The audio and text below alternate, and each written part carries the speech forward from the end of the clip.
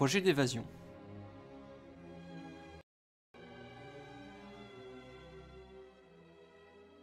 Au plus fort de mes activités en Californie, une lettre de Max arriva qui anéantit les idées que je me faisais de l'amour harmonieux.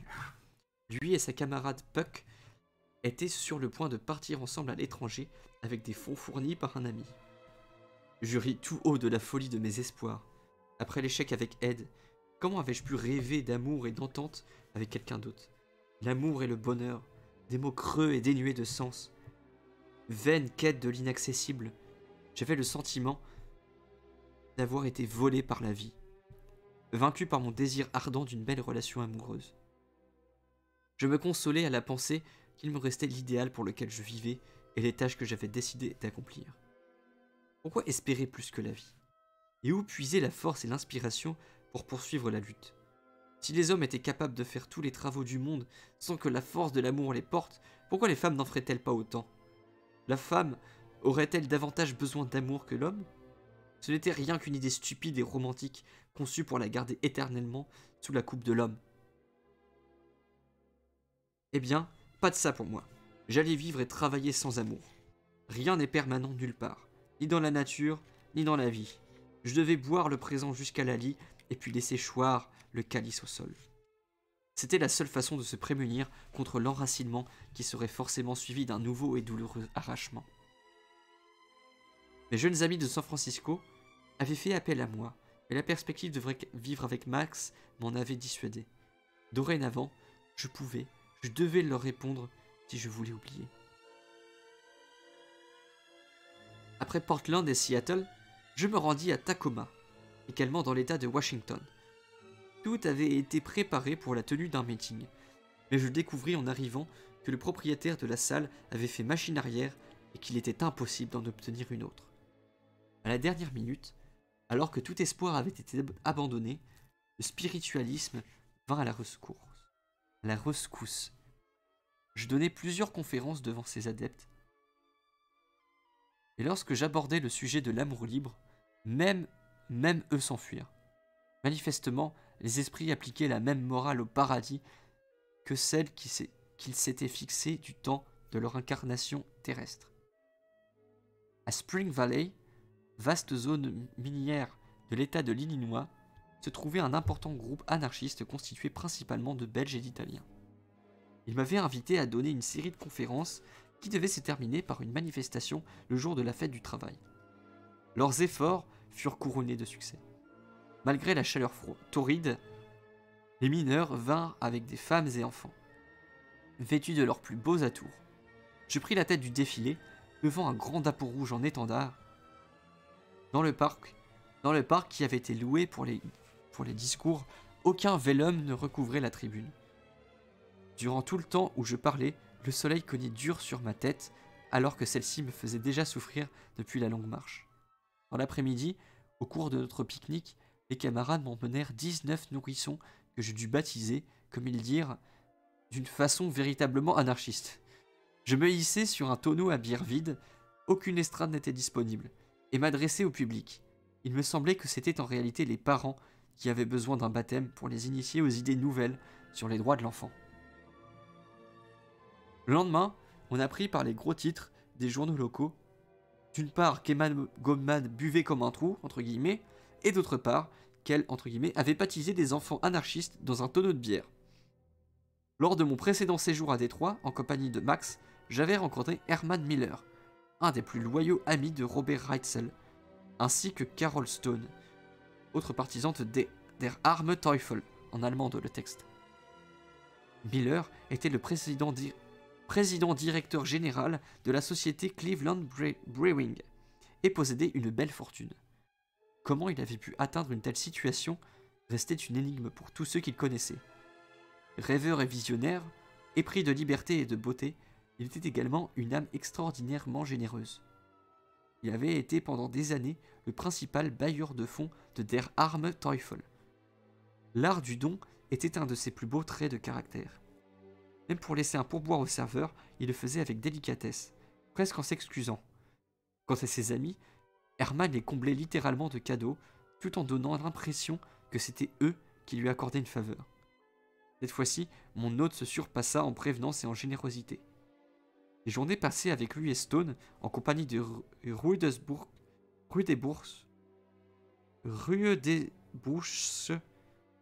d'Emma Clausen et d'autres amis, se déroulèrent dans une bonne ambiance et une camaraderie constante. Miller, comme Stone, manifestèrent un grand intérêt pour mon combat et pour mes projets d'avenir. Répondant à leurs questions relatives à ces derniers, je précisai que je n'en avais aucun, si ce n'était de me consacrer à mon idéal. N'avais-je pas envie d'assurer ma situation matérielle en acquérant par exemple un métier ? Me suggéra Herman. Je lui confiai que j'avais toujours voulu faire des études de médecine, mais n'en avais jamais eu les moyens.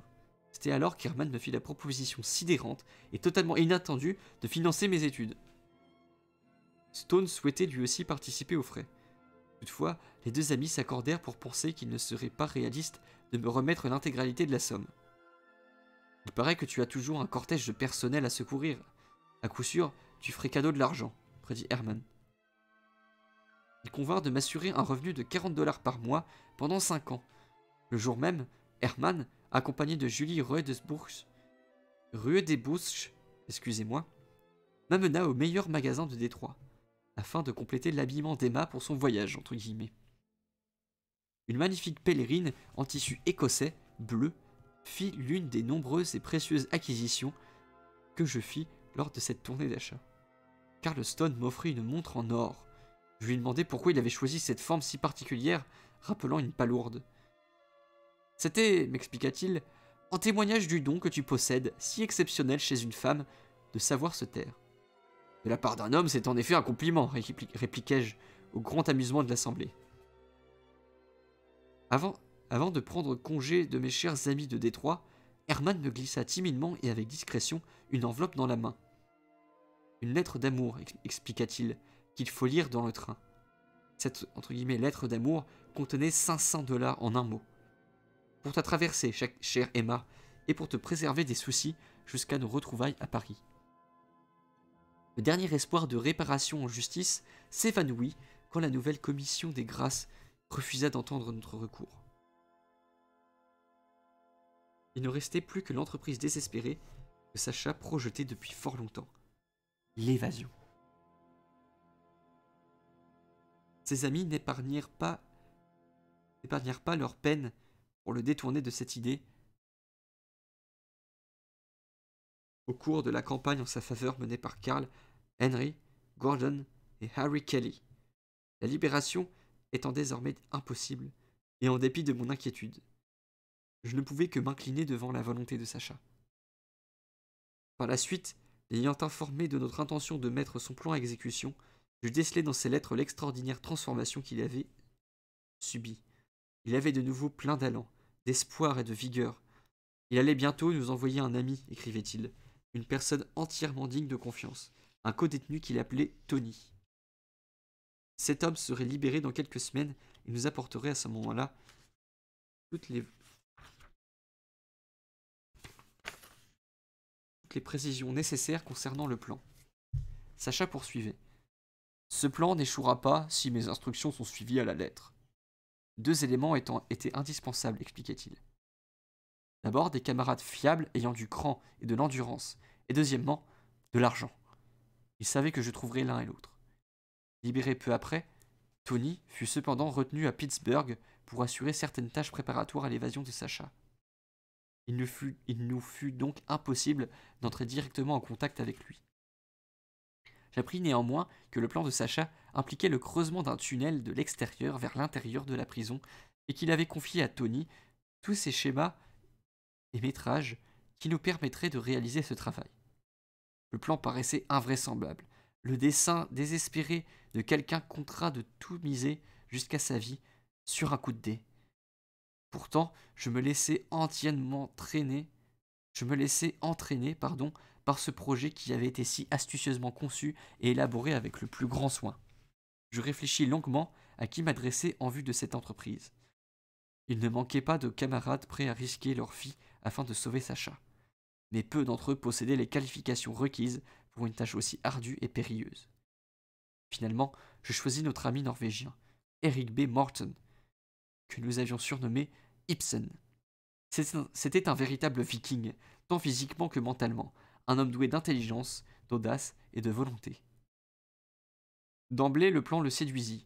Il s'engagea sans hésiter à faire tout ce qui s'avérait nécessaire et se déclara prêt à commencer séance tenante. Je lui expliquai qu'il y aurait inévitablement un retard puisque nous devions attendre Tony et qu'apparemment quelque chose le retenait bien plus longtemps qu'il ne l'avait prévu. Je réchignai à partir pour l'Europe sans la certitude que le plan de Sacha était en cours de réalisation, et j'avouai à Eric mon malaise à l'idée même de partir. Ce serait rageant de me trouver à près de 5000 kilomètres alors que le sort de Sacha est en jeu. Eric comprenait mes sentiments à ce sujet, mais estimait qu'en ce qui concernait le projet de ce tunnel, je ne pouvais rien faire. En réalité, soutint-il, ton absence se révélerait peut-être plus utile que ta présence en Amérique. Elle servirait à détourner les soupçons quant à des actions éventuelles en faveur de Sacha. Il pensait, comme moi, que la question de la sécurité de Sacha, suite à son évasion, était d'une importance primordiale. Nous craignions tous deux, en effet, que si Sacha restait trop longtemps dans le pays, il se ferait arrêter. Nous aurions à l'emmener aussi vite que possible au Canada ou au Mexique, et de là en Europe, suggéra-t-il. Le tunnel demandera des mois de travail, ce qui te laisserait le temps de lui préparer un point de chute à l'étranger. Une fois sur place, il obtiendra la reconnaissance du statut de réfugié politique, et à ce titre, il ne sera pas extradé. Je savais qu'Eric était un homme très pondéré, et sur qui on pouvait compter à 100%. Je répugnais malgré tout à partir avant d'avoir vu Tony, de connaître les détails du plan et d'apprendre tout ce qu'il pourrait nous dire au sujet de Sacha. Eric calma mes inquiétudes avec la promesse de prendre l'affaire entièrement en main et de démarrer les opérations dès l'arrivée de Tony. Je me fiais pleinement au courage de cet homme, doté d'un réel pouvoir de persuasion et d'une forte personnalité, et à sa capacité à exécuter scrupuleusement les instructions de Sacha. De plus, d'excellente compagnie, il débordait de joie et avait un sens de l'humour bien aiguisé. Au moment de nous séparer, il m'assurait avec jubilation que sous peu, nous allions nous retrouver à Paris avec Sacha pour fêter son évasion. Cependant, Tony ne se manifestait toujours pas, et son absence me plongeait dans le doute. Involontairement, je songeais aux promesses si peu fiables du prisonnier. Je me souvenais des prodiges que certaines des femmes de Blackwell's Island devaient accomplir pour moi après leur libération.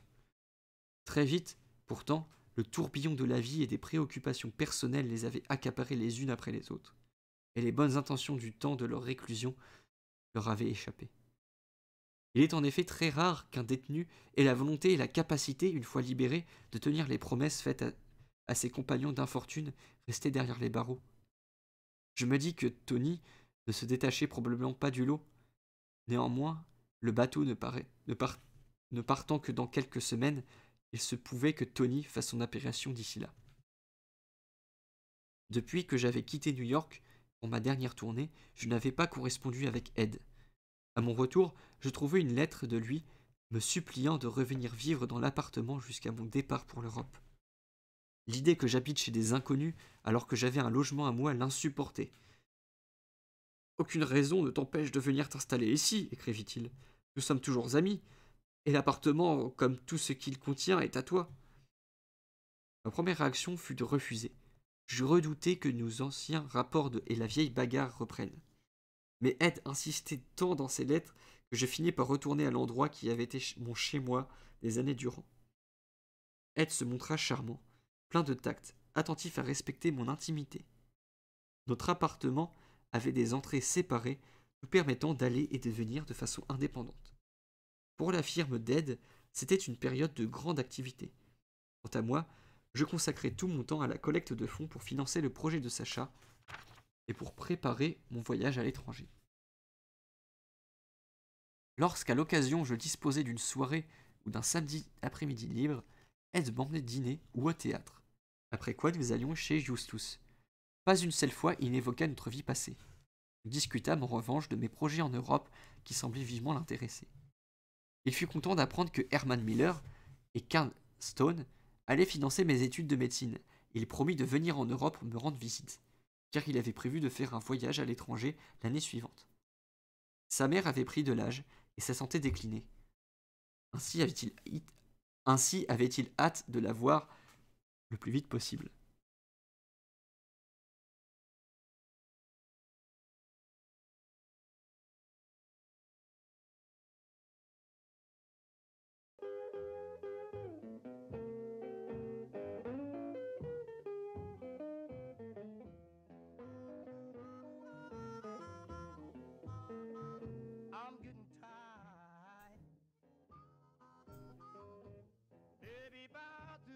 Si parmi les bars de New York, celui du Eustis restait le plus intéressant, il avait perdu cependant sa gaieté d'antan en raison de l'état alarmant de son propriétaire.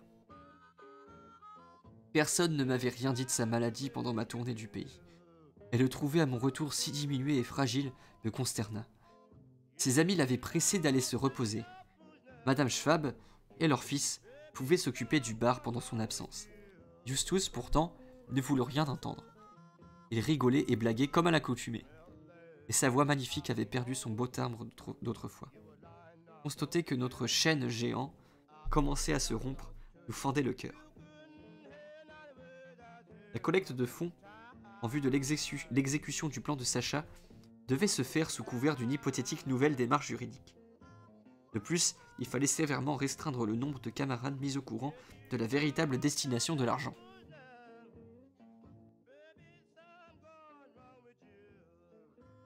S. Janowski, qui dirigeait l'hebdomadaire anarchiste Freie Arbeiterstimme, en allemand dans le texte signifiant la voix du travailleur libre, était l'homme tout indiqué. Arrivé depuis peu d'Angleterre, où il avait publié l'Arbeiter Freund, en yiddish dans le texte signifiant l'ami des travailleurs, il était astucieux et maniait la plume avec mordant. Je le tenais pour un fidèle de Most, raison sans doute de son hostilité à mon égard lors de notre première rencontre. Ses sarcasmes m'avaient laissé une impression désagréable. Il me déplaisait de devoir l'aborder, et puisque c'était pour le bien de Sacha, j'allais le voir. À ma grande surprise, je découvris un Janowski tout à fait intéressé et disposé à apporter son aide.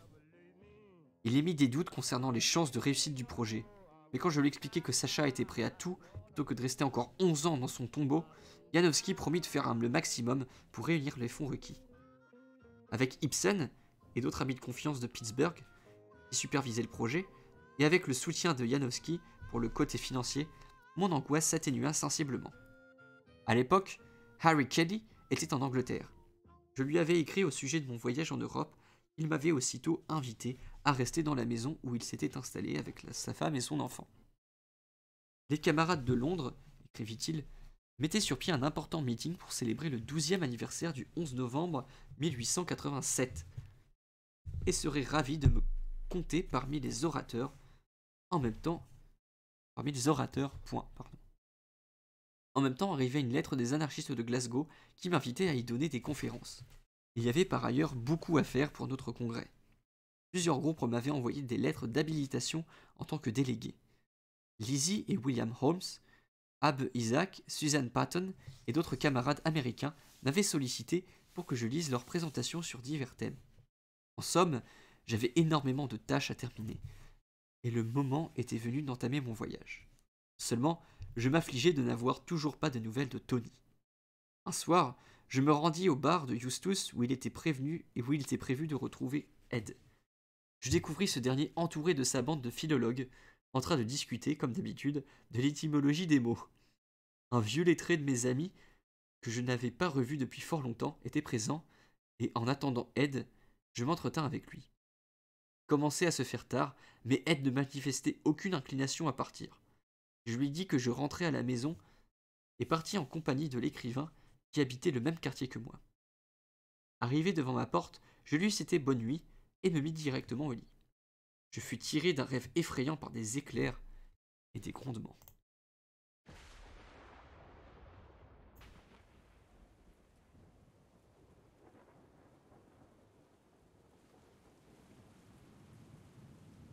La foudre et le fracas d'objets cassés ne semblaient toutefois pas s'arrêter. Je me rendis compte assez vite que cela se passait réellement, et qui plus est, dans la pièce à côté, la chambre d'Ed. Il doit être en plein délire alcoolique, me dis-je. Pourtant, je n'avais jamais vu Ed se mettre dans un tel état d'ivresse. Qu'est-ce qui avait bien pu le rendre violent au point de rentrer chez lui et de se mettre à fracasser les choses au milieu de la nuit?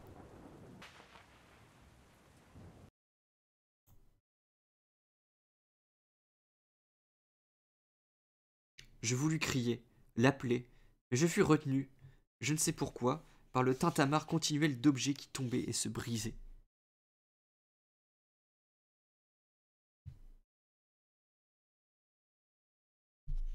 Au bout d'un moment, le calme revint, et j'entendis Ed se jeter lourdement sur le canapé. Ensuite, silence total. Je restai éveillé, mes yeux brûlants et mon cœur battant la chamade. Au lever du jour, je m'habillai en hâte et ouvris la porte qui séparait ma chambre de celle d'Ed. Le spectacle était épouvantable. Des meubles et de la porcelaine en 1000 morceaux jonchaient le sol. Le croquis que Fédia avait fait de moi et auquel Ed tenait comme à la prunelle de ses yeux était déchiré et piétiné, son cadre en miettes. Des tables et des chaises étaient renversées et cassées. Au milieu de toute cette confusion gisait Ed à demi vêtu et profondément endormi. À la fois furieuse et dégoûtée, je courus vers ma chambre et claquai la porte derrière moi.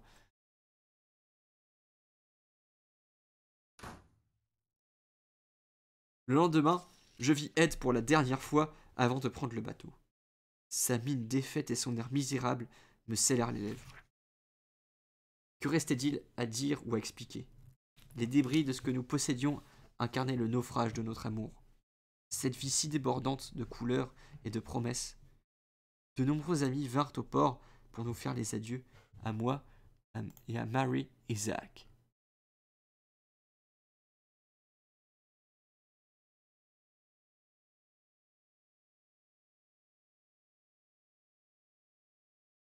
Qui m'accompagnaient, pardon. Ed n'était pas du nombre, et j'en fus soulagé. J'aurais eu encore plus de mal à retenir mes larmes s'il avait été présent. Dire au revoir à Eustace fut le plus douloureux, car nous savions tous qu'il était en train de mourir de tuberculose. Il avait l'air très malade et pensait que je ne le verrais peut-être plus jamais m'attrister. J'ai eu du mal également à quitter mon frère. J'étais heureuse de pouvoir lui laisser un peu d'argent et prévoyais de participer à son entretien en lui donnant une partie des versements mensuels que m'enverraient mes amis de Détroit. Je pourrais me débrouiller avec moins d'argent, comme je l'avais déjà fait à Vienne. Je tenais énormément à ce garçon. Il se montrait si tendre et attentionné que son affection avait pris une place inestimable dans ma vie. Alors que le paquebot quittait le port de New York, je restais sur le pont à contempler la silhouette de la ville qui s'éloignait.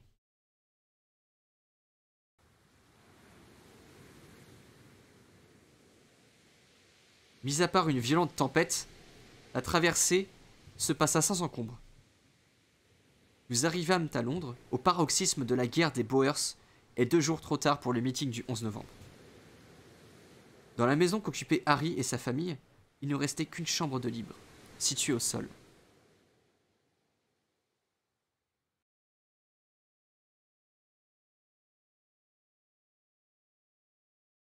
Bien peu de lumière du jour y pénétrait, même par temps clair, et les jours de brouillard, il fallait laisser la lampe à gaz allumée en permanence.